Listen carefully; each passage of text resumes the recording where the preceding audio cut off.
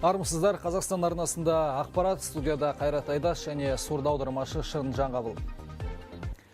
Сәкен Сейфуллин атындағы агротехникалық университет ғалымдары австриялық әріптестермен бірігіп, Қазақстанның табиғаты мен жер ландшафтына бейімделген жаңа егістік кешенін жасап шығарды.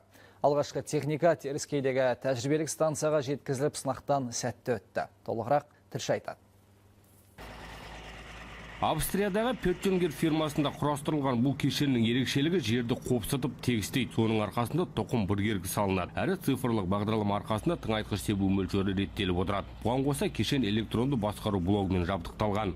Жақсы ерекшеліктердің бірі өңдеу тереңдігі, сіңіргіш сепкіштің алдында өтетін өңдеу тереңдігі және оның алымені кішкентай болғандықтан жанар жағармайды өте жақсы үнемдейді.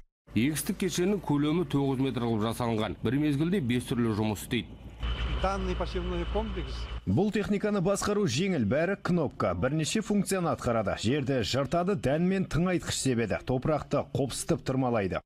Мамандардың айтуынша бұл техникаға сұраныс жоғары. Шетелдік кешендер қазір Европа мен Канаданың алқаптарында тиімді жұмыс істеп жүр. Демек, біздің табиғат үшін де таптырмас құрал болмақ. Солтүстік Қазақстаннан Сағындық Сәбитұлы, Ерлан Қали, Қазақстан ұлттық арнасы.